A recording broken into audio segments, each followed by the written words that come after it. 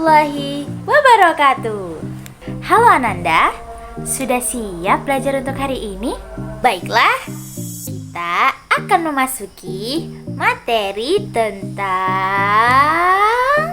teks prosedur. Sebelum kita mulai ke materi, kita ice breaking dulu yuk. Tangan ke atas menggapai bintang, tangan ke samping burung yang terbang, tangan ke depan ikan berenang, duduk yang rapi siap berdoa. Kita ulangi sekali lagi ya. Tangan ke atas menggapai bintang, tangan ke samping burung yang terbang, tangan ke depan ikan berenang, duduk yang rapi siap berdoa. Bagaimana Ananda? Jadi lebih semangat bukan? Kalau sudah semangat, kita lanjut ke materi yuk. Kita mulai dari mengenal teks prosedur terlebih dahulu ya. Apakah Ananda sudah tahu apa itu teks prosedur? Saya Bu. Langkah-langkah? Bukan. Prosedur itu tahapan. Langkah-langkah? Tahapan? Jadi mana yang benar ya? Jawabannya adalah benar semua. Karena teks prosedur adalah teks yang berisi langkah-langkah atau tahapan yang harus dilakukan secara berurutan untuk mencapai suatu tujuan tertentu dengan benar dan efektif. Tujuan ini bisa berupa membuat sesuatu, menjalankan sesuatu, atau menggunakan sesuatu. Kita lanjut ke tujuan teks prosedur. Yang pertama, untuk memandu pembaca agar dapat melakukan sesuatu dengan benar. Maksudnya, teks prosedur dapat menjadi sebuah panduan untuk pengguna dalam melakukan suatu hal, seperti membuat kue, membuat kopi, dan menggunakan barang-barang elektronik. Yang kedua, menjelaskan langkah-langkah yang harus dilakukan secara berurutan.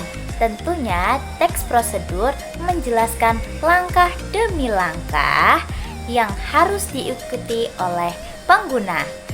Dan langkah-langkah yang tertera sudah disusun secara urut, jadi pengguna tinggal mengikutinya dengan tertib. Dan yang ketiga, teks prosedur dapat digunakan untuk menghindari kesalahan dalam pelaksanaan suatu proses. Artinya, kita pernah mengalami kesalahan atau bahkan kegagalan dalam membuat sesuatu, menjalankan sesuatu, atau bahkan saat menggunakan sesuatu seperti barang-barang elektronik. Mengapa kita mengalami kesalahan tersebut? Karena kita tidak tahu bagaimana langkah-langkah yang baik untuk menjalankan suatu hal tersebut. Jadi, adanya teks prosedur dapat membantu pengguna untuk melakukan suatu hal dengan lebih baik lagi. Keempat, dapat membantu pembaca untuk mencapai hasil tertentu.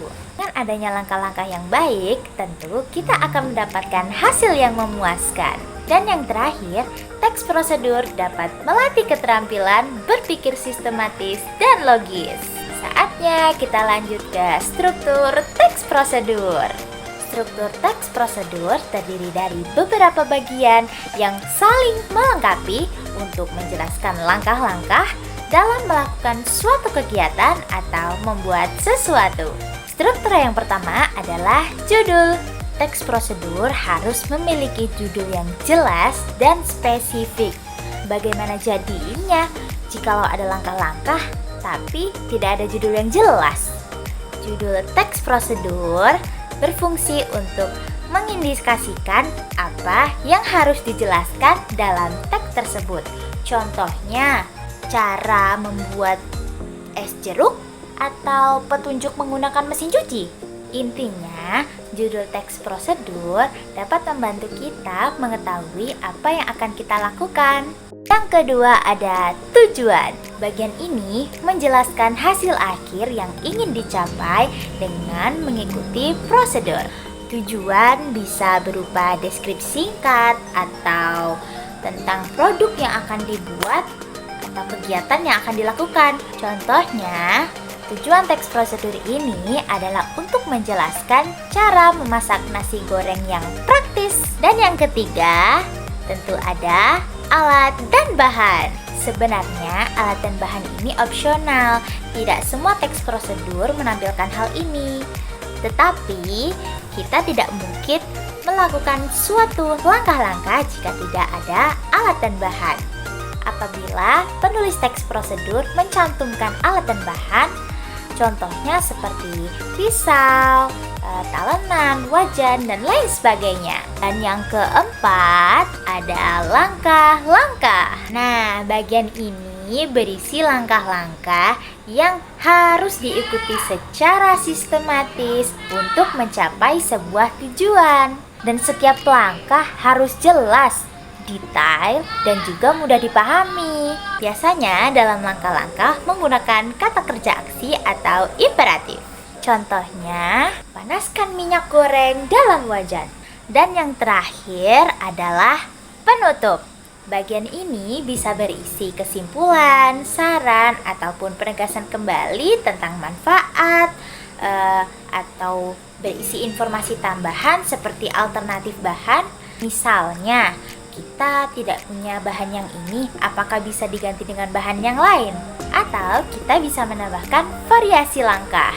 Kita masuk ke dalam kaidah kebahasaan teks prosedur. Yang pertama, menggunakan kalimat imperatif atau perintah. Yang pertama, teks prosedur menggunakan kalimat imperatif atau perintah. Jadi, dalam teks prosedur dapat menggunakan kalimat perintah atau larangan untuk mengarahkan pembaca melakukan tindakan tertentu. Contoh katanya adalah potonglah, masukkan, jangan, dan rebuslah. Yang kedua, menggunakan kata kerja aksi, yaitu verba material dan verba tingkah laku. Verba material lebih mengacu pada tindakan fisik. Contoh katanya seperti potong dan masukkan. Verba tingkah laku lebih mengacu pada tindakan yang dilakukan dengan ungkapan. Contohnya, tunggu dan pertahankan. Kemudian, teks prosedur juga menggunakan konjungsi temporal, yaitu kata penghubung waktu. Konjungsi temporal digunakan untuk menunjukkan urutan langkah-langkah dalam teks prosedur.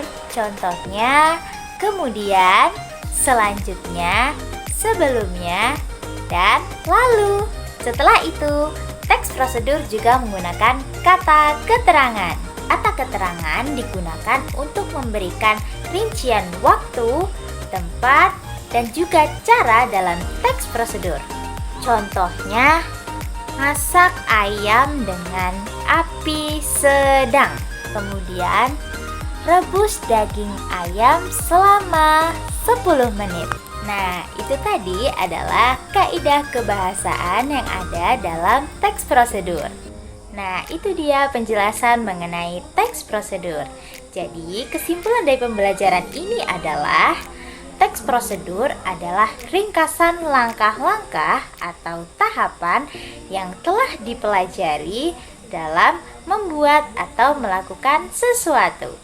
Sekian materi pada hari ini. Semoga bermanfaat. Dadah. Wassalamualaikum warahmatullahi wabarakatuh.